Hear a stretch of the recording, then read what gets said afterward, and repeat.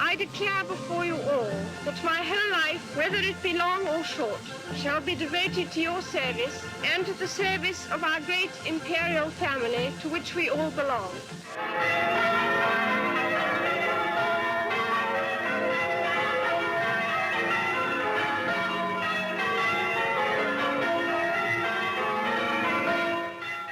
The day is November the 20th, 1947.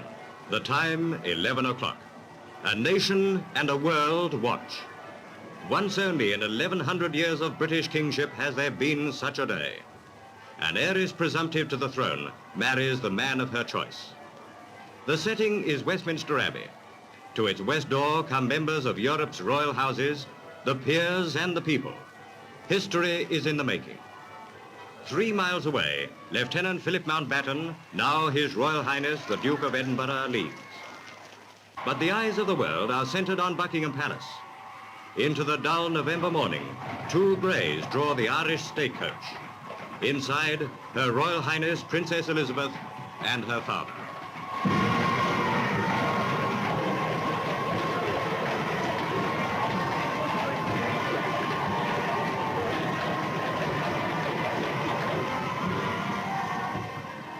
For any girl, wedding day is the day of her life.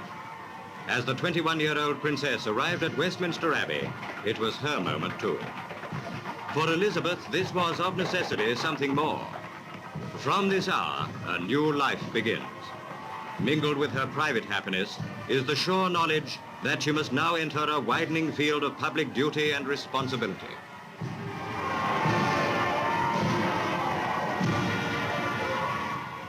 And now the solemn service begins.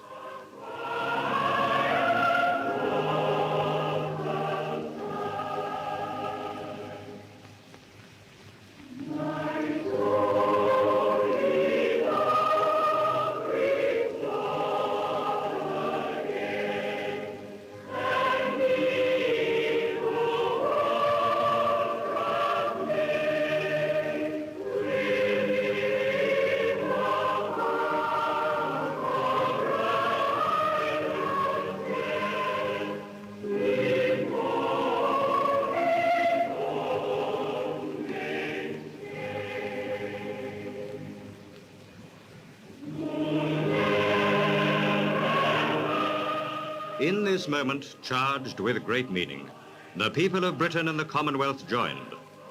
They listened and remembered, in towns and villages, in shops, in streets, in homes.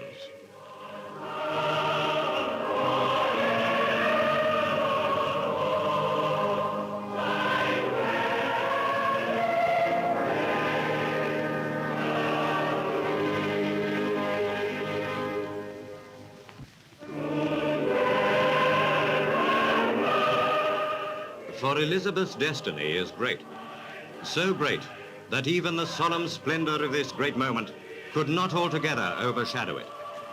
She who may one day rule over Britain and the Empire shares this heritage with her husband.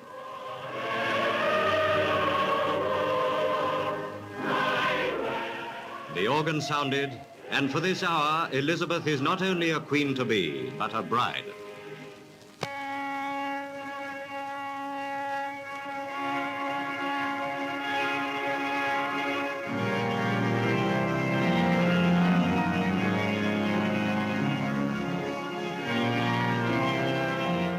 And now they are man and wife.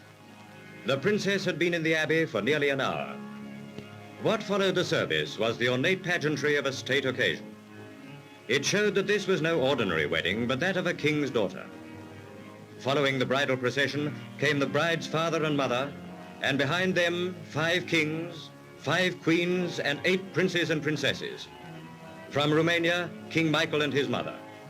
Norway's tall King Haakon. Boy King Faisal of Iraq, the King and Queen of Denmark.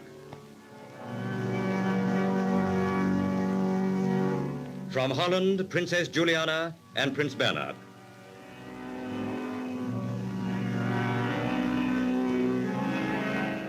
The bridegroom's uncle and aunt, Earl Mountbatten, India's Governor-General, and the Countess. Outside the Abbey, the great crowd waited eagerly. There was a roar of excitement as the princess, aided by her husband, appeared and stepped into the glass coach for the drive back to the palace. It was the signal for the most heartfelt outburst of affection that Britain has seen since the bride's parents led the coronation parade.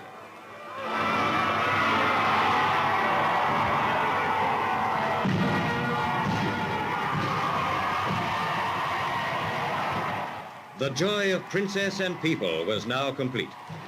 For both, the day had been an ordeal, frightening in its intensity, yet unforgettable in its splendor. And now the tension was lifting.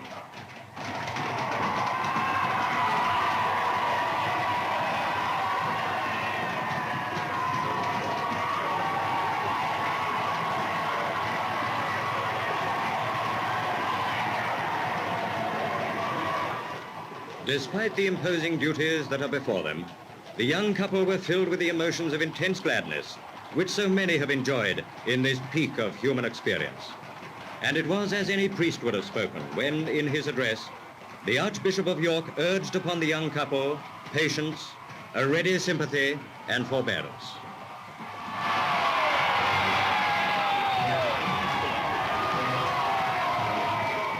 For the people who had come from afar, the wedding was a family wedding for the entire British people. Everyone gladly shared in the rejoicings, because the Crown once again was serving to remind us of the common humanity which unites us all.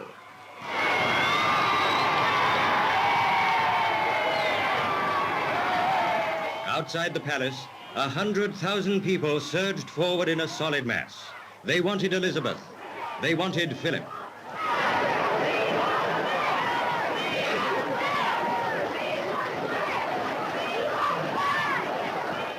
From the palace balcony, Elizabeth and her husband waved to the cheering crowds.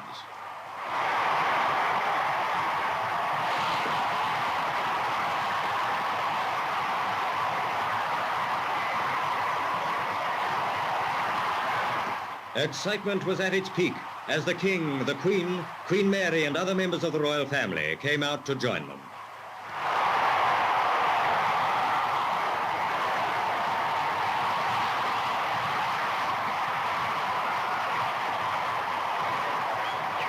Seldom has a bride and groom received such a tumultuous expression of goodwill.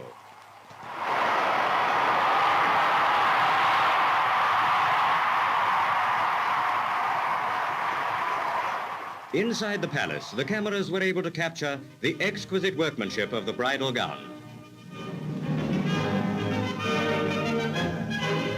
Princess Margaret leads the 8 bridesmaids who have come to join the bridal pair. And now, with the King and Queen to complete the family group, here are 3 generations of Europe's royal houses.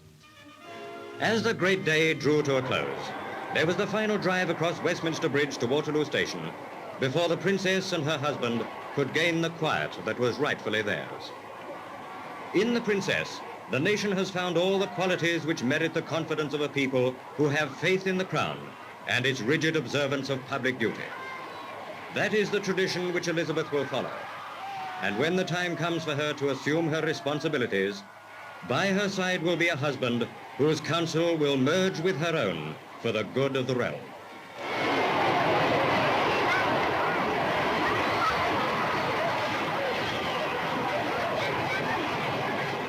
In that grateful knowledge, the nation and the Commonwealth will pray that the young couple may enjoy a long, happy, and fruitful life.